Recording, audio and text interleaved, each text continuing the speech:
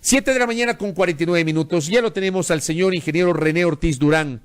A los tiempos que tengo la oportunidad de dialogar con ahora ministro de Energía y Recursos Naturales No Renovables. La última vez que lo entrevisté fue en su condición de analista en temas petroleros y también de dirigente empresarial. Hoy lo vamos a hacer en su condición de ministro de Energía y Recursos Naturales No Renovables. Ministro, ¿cómo le va? Bienvenido, buenos días. Hola, muy buenos días, qué gusto. En realidad hizo un buen resumen de cómo nos hemos conocido. A los tiempos. Anteriormente. Sí, a las órdenes, con Muchas mucho gracias. gusto. Y permítame saludar primero a su distinguida audiencia. Gracias, ministro. Algunos temas para comentar. Valoro su gentileza de acompañarnos en esta mañana. Con mucho A ver, gusto, empecemos mucho por el tema de los combustibles. Hay una decisión que ha sido adoptada, la liberalización del precio de los combustibles. Yo quiero saber si esta medida que ha sido adoptada por el gobierno implica la eliminación total del subsidio a la gasolina extra y ecopaís y al diésel, tanto para uso automotriz cuanto para las otras pesquerías y para el sector camaronero, o todavía el Estado sigue subsidiando una parte de ese combustible. No. Permítame iniciar tal vez señalando que toda esta pandemia gigantesca que ha atacado al mundo le encogió al mundo. Hubo una reducción de más o menos, hay una reducción de más o menos 30 millones de barriles por día de petróleo que no se consume. Esto provocó la caída del precio y la vimos caer. Recordemos que el presupuesto general del Estado que se presenta todos los noviembres de cada año, el del año 2019 puso como referencia un valor, 51.50. Y entonces el propósito de este análisis es mostrarle cómo poco a poco el precio se iba cayendo y se iba cayendo. Inclusive en mayo, recuerde usted, el 20 de mayo precisamente, el derrumbe del precio fue gigantesco, rompió el piso del cero. Esto quiere decir que se fue más abajo del cero. Y entonces esta caída del precio anuló el subsidio. Ya no había. Y mientras se mantengan los precios bajos, ya no hay subsidio. Esa es la realidad. Entonces, en este momento no hay subsidio, ministro. Ya no hay absolutamente, porque y le decía, mientras se mantengan los precios bajos, ya no hay subsidio. Entonces, ¿qué decisión toma el presidente de la República?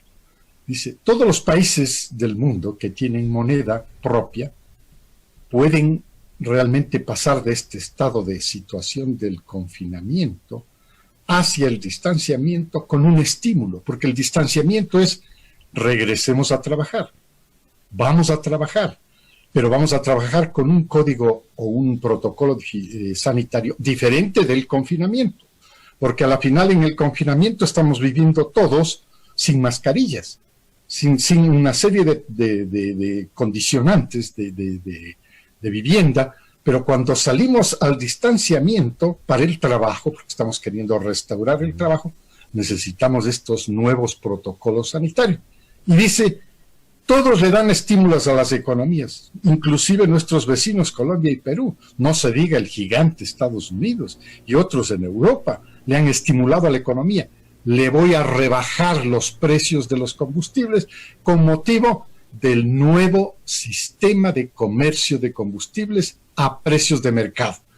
No estos con los que arrancamos, que es la rebaja de 1.85 la gasolina extra a 1.75 y de 1.03 a 1 en el diésel, es una rebaja que debe ser interpretada como un estímulo para la reactivación económica. Ahora, hay algo que no queda claro. Yo me lo he preguntado y le he trasladado esta pregunta a usted. ¿Por qué cuando cayó el precio del petróleo, sobre todo en ese lunes que fue tremendo, con esta caída histórica del WTI a una cifra negativa que no tiene precedentes en la historia del WTI, pero ¿por qué no bajó el precio de la gasolina, superministro?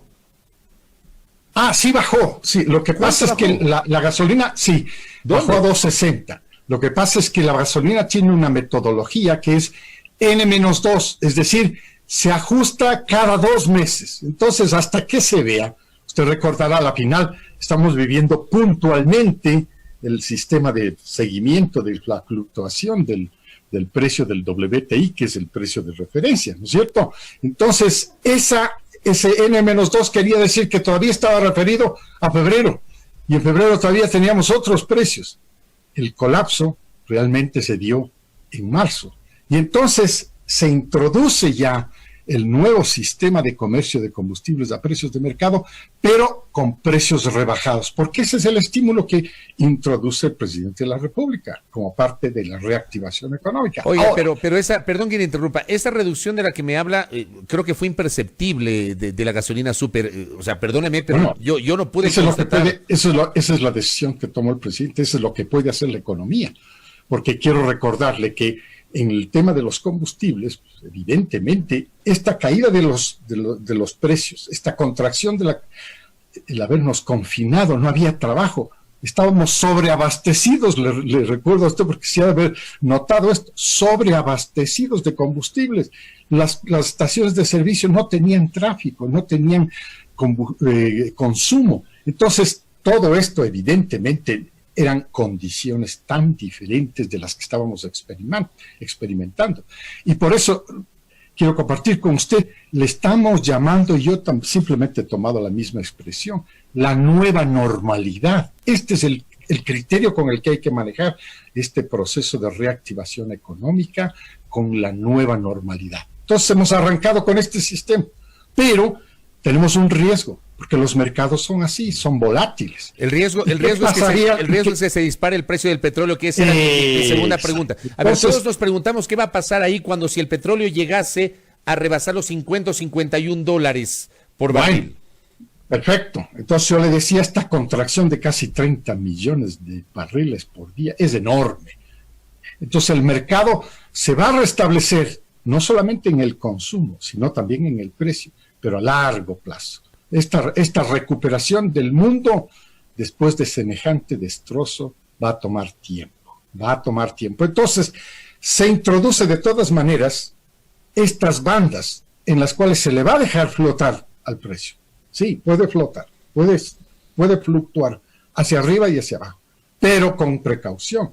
Van a subir, sí, claro, y se activará evidentemente una focalización en el momento en que en realidad estos precios, cuando lleguen a subir, no puedan ser afrontados por ciertos grupos de ciertos segmentos de mercado. Se activa la focalización, que es una forma de auxilio estatal dirigida solo a ellos. Estamos hablando del transporte de carga de los transportistas, por ejemplo. Claro, yo he conversado con ellos y ellos tienen una muy buena disposición. ¿Y cómo lo van a hacer?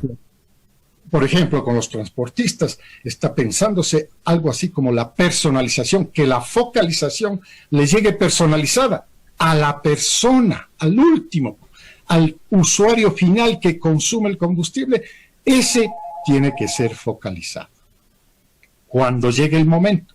Pero mientras tanto, por esta condición que le pongo yo de los 30 millones de barriles que tienen que ser consumidos por el mercado, se va a hacer en el largo plazo. Por eso yo estimo más bien dicho, que podríamos terminar el año 2020 con un promedio del crudo oriente del orden de $25 por barril. Y estamos bien. El precio se ha restablecido, pero no está creciendo tan agitadamente, tan abruptamente, es una palabreja que se puede utilizar para explicar que sí crece, sí ha crecido, pero va lentamente. Porque uno podría pensar que cuando las cosas se normalicen a nivel planetario y la demanda, digamos, regrese, también hay el riesgo de que la oferta demore, ¿no? Claro. ¿Y ahí qué va a pasar, ministro? Usted está absolutamente correcto, sí. Y entonces puede crecer también el precio, por supuesto. Así funciona el mercado. ¿Y ahí qué va a pasar? Exacto. Sí, puede crecer el precio también. Sí, pero la banda es una protección al consumidor. Crece, pero vamos lento. Crece, pero vamos lento. Y sabemos, por ejemplo, cuál va a ser el techo de esa banda, porque, a ver, la banda tiene un piso y un techo. ¿Sabemos cuál va a ser el techo? Bueno, es el tope, 5%. Entonces va a ser en ese... me falta una parte de explicar. Y es que también hay un monitoreo, y el monitoreo es mensual. Es decir, se monitorea qué pasó el mes anterior. pero recién estamos arrancando, ¿no es cierto? Entonces estamos viendo que el arranque ha sido bueno. El arranque está con un estímulo. El arranque significa que estamos en capacidad verdaderamente de adelantar este sistema de comercio de combustibles bajo precios de mercados. Y entonces este es el gran paso, este es el gran cambio, que va unido con algo que me he olvidado comentar con usted, la libertad de importación por un actor privado. Entonces las compañías comercializadoras de combustibles pueden traer su propio combustible, el que consumimos ahora, pero también nuevos, pero también combustibles nuevos. ¿Qué va a pasar? Y entonces ese sistema es el que estamos acomodándole al mercado. Y usted recordará que, bueno, también nosotros nos acercamos a la estación de servicio anteriormente, decíamos, ¿subió la super? No, no ha subido. Ah, ya. ¿Bajó la super? Sí, ya bajó la super. Ese es un proceso educativo que también tenemos que entenderlo dentro del consumo de gasolina extra y de consumo Ustedes al final del día, ministro René Ortiz, le están dejando como herencia al próximo gobierno. O sea, ¿quién quita que de aquí a 2, 3, 4 años las cosas cambien, el panorama petrolero mejore? Imagínese usted que volvamos a los precios superiores a los $100 que en algún año tuvimos. ¿Ahí qué va a pasar, ministro, con nuestros combustibles? Bueno, probablemente ya estamos a precios reales. Por eso le digo. ¿Y qué va a pasar ahí? Bueno, estarán precios altos, ¿no? Precios reales a los que están en el mercado. Pero no se van a disparar abruptamente como para que llegue, alguien mencionaba. ¿Hay garantías, ministro Ortiz, de que los combustibles, los precios de los combustibles, que es lo que al final del día nos interesa a los ciudadanos comunes y corrientes? ¿Cuánto nos va a costar el galón de la gasolina? Al transportista, ¿cuánto le va a costar el galón de diésel? ¿Hay garantías de que no se van a disparar independientemente de que se dispare eventualmente en unos meses o en unos años el precio del petróleo? Bueno, sí, es difícil establecer garantías, pero lo que le estoy considerando en este momento es que, dadas las circunstancias, con las variables que tengo en el momento, se puede estimar que el año 2020 terminaríamos con aproximadamente $25 por barril para el crudo oriente. Esto es precio bajo. Y esto quiere decir que hay una especie de garantía de que en este periodo, subrayo, con su perdón, en este periodo, los precios se van a mantener bajos. ¿Cómo se va a comportar el mercado en el 2021? No sé. ¿Cómo se va a comportar en el 2022? Imposible. Entramos, por supuesto, en esto que se llama mercado de precios. O sea, son los precios los que van fluctuando. El consumidor se va acomodando.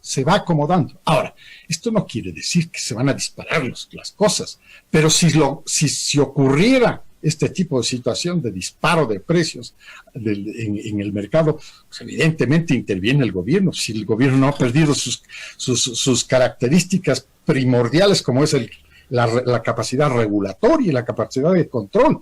Y si esto ocurre con el próximo gobierno, pues natural, va a funcionar con un nuevo sistema de comercio de combustibles a precios de mercado, pero con el control regulatorio, con el control y la regulación que tiene todas las potestades, todos los gobiernos. Vea usted cómo ha ocurrido en Colombia y en Perú.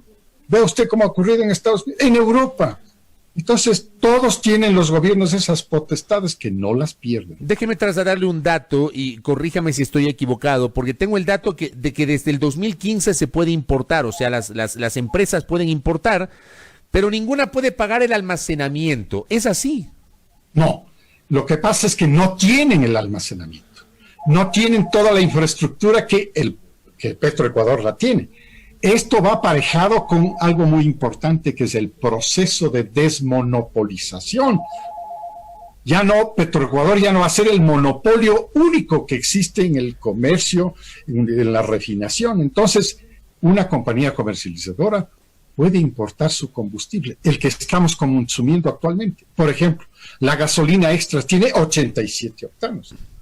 La compañía comercializadora puede introducir un nuevo combustible con 90 octanos, y lo vende en ese sentido, se comercializa, tiene una campaña de comercialización, compra este combustible que le garantizo que tiene 90 octanos, que es la condición que le pone el fabricante de automotores, por ejemplo, porque como usted tomará nota, está orientado al sector automotriz, a ese, y entonces hoy vienen las garantías del sector automotriz, que dice qué tipo de combustible tiene que comprar usted y tiene que garantizarse usted como consumidor de ese tipo de vehículo para que le den 10 años de garantía. El vehículo le dan 10 años de garantía, 7 años de garantía, lo que sea, pero le pone como condición. Estos son los tipos de combustible. Y por eso recordará usted, con esto termino, recordará usted que estamos diciendo que entramos también en ese mercado nuevo de combustibles con mínimo Euro 5. Ya hay Euro 6 como estándar.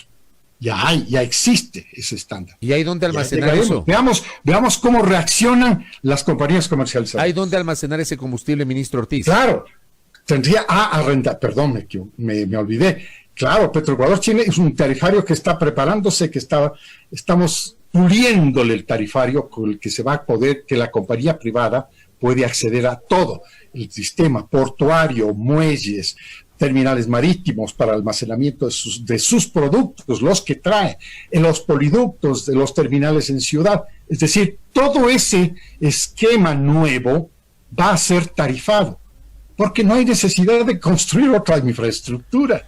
Si existe, la voy a arrendar, dirá el importador privado, y contratará con Petroecuador ese arrendamiento. Ministro y Petroecuador tiene una nueva fuente de ingresos que es cobrar por los arriendos. Ministro Ortiz, ¿qué pasa con la fusión de Petroecuador con Petroamazonas? ¿Está o no en camino? Es parte de todo este proceso de achicamiento del Estado. ¿Cuándo se concreta? Está programada la fusión, hay un proceso que se ha venido dando. Tiene que recordar su distinguida audiencia y usted que estos son dos gigantes de la industria ecuatoriana, estos dos gigantes en los que tienen que sumarse los esfuerzos de uno y otro. Ya éramos una sola compañía, recuerde usted. Era una sola compañía Petroecuador.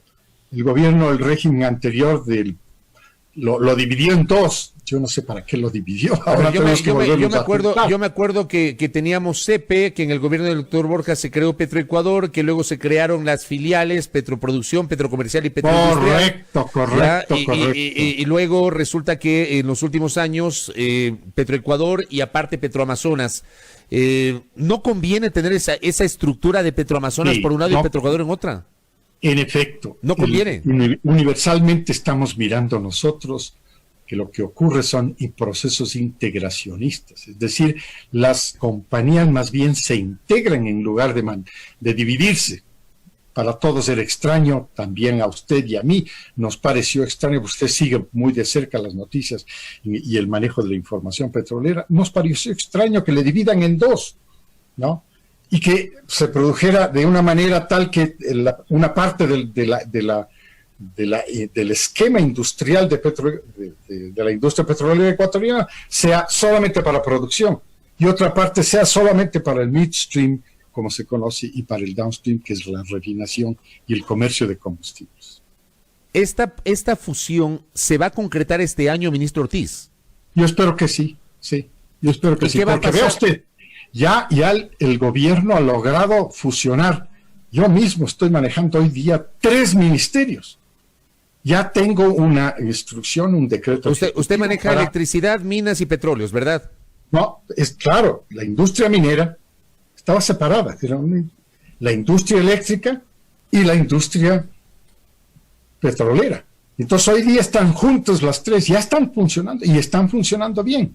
Vea usted que durante toda la pandemia no hemos parado de producir, excepto por el caso fortuito de los oleoductos, ¿no?, que se rompieron en los alrededores de la cascada San Rafael, pero ya están funcionando. Ya está Petroecuador, tengo una buena noticia, ya está en 414,000 barriles por día y el resto de compañías 98. Muy próximamente estaremos en 535. Ministro Ortiz, cuando se era el registro que tengo yo del día antes de la pandemia. Cuando se concrete la fusión, ¿qué va a pasar con los trabajadores de Petroamazonas y de Petroecuador? Bueno, también se fusionan.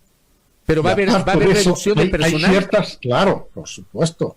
Hay parte del recorte, y todos los trabajadores y todos los empleados conocen que estos procesos significan también un achicamiento, un encogimiento de la estructura administrativa y de la estructura operativa, todos ellos. Y entonces ahí entra un proceso de optimización. ¿Cuál es el óptimo con el que se puede trabajar? ¿Hay un estimativo de cuántos eventualmente trabajadores podrían ser despedidos, ministro Ortiz? No, menos sí. La expresión sería menos, naturalmente. Y eso es lo que acabo de señalar. Esto será la siguiente parte del proceso, que es la optimización. ¿Con cuánto se puede manejar? ¿Para qué? Precisamente para que sea el óptimo deseado con el que se maneja la nueva empresa integrada entre las operaciones de producción, las de transporte, las de refinación, las de comercialización. La compañía estatal que resulte de todo este proceso no es que pierda ninguna de sus capacidades, puede seguir exactamente igual, pero en mejores condiciones, naturalmente, Ministro Ortiz, para que pueda competir con el sector privado. Ministro Ortiz, en la recta final de esta entrevista en honor al tiempo, ¿qué va a pasar con las refinerías Esmeralda, Shushufindi y La Libertad? ¿Finalmente van a ser entregadas al sector privado? Sí, es parte de este proceso de cambio. ¿Estamos en un proceso de privatización de las refinerías? No es privatización. ¿Cómo se llama, ministro? Eso es un proceso de concesionamiento. ¿Qué significa? Se le llama también monetización, pero se delega, se transfiere solo la operación y la administración al sector privado. El patrimonio per se, o sea, todo lo que es la infraestructura industrial en cada una de las partes de la industria, eso se queda como patrimonio estatal. Solamente se delega la administración y la operación. Esto no es privatización, solamente se delega la administración y la operación. El Estado va a necesita dinero. El Estado va a seguir siendo el dueño de las 3 refinerías.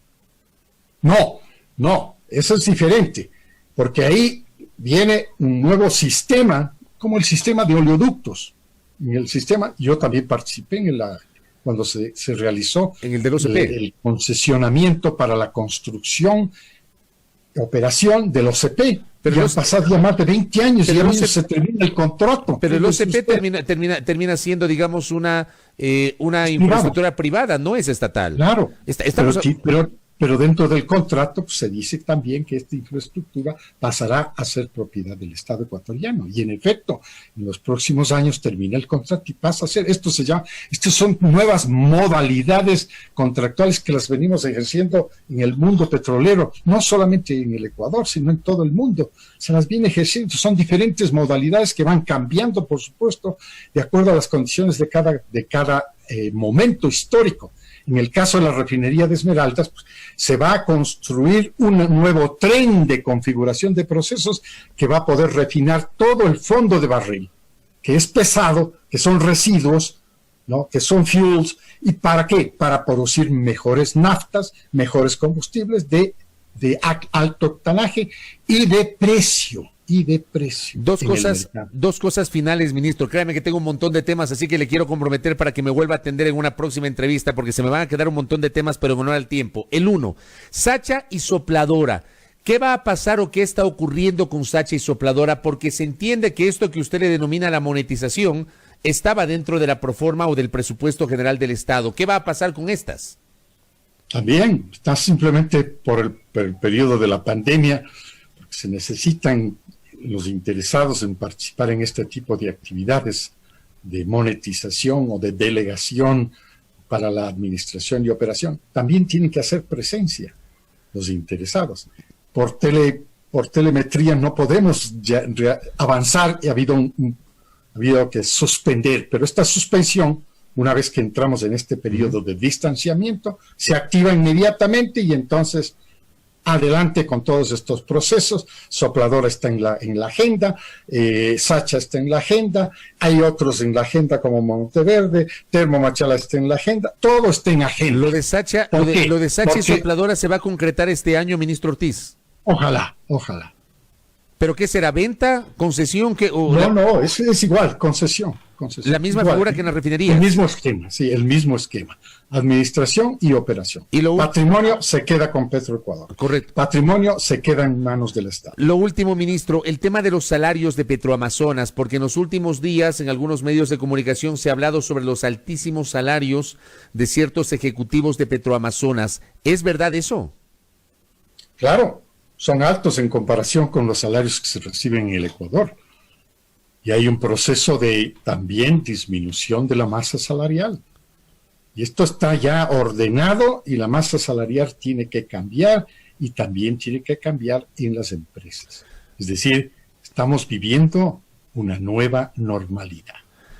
Correcto. Ministro, le agradezco por estos minutos. Le quiero comprometer para que nos vuelva a atender en los próximos días o semanas y podamos seguir conversando sobre los temas asociados al sector petrolero. Le agradezco mucho, ministro. Muy amable. Con mucho gusto. Buenos días. Muy gentil.